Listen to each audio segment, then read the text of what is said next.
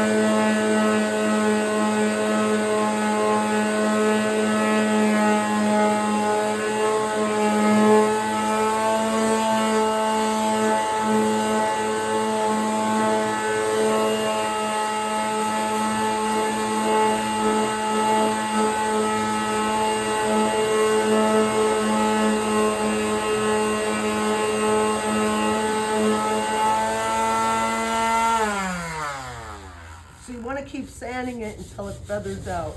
Right here is perfect, so I won't sand anymore there, but I'm going to have to do some more sanding here.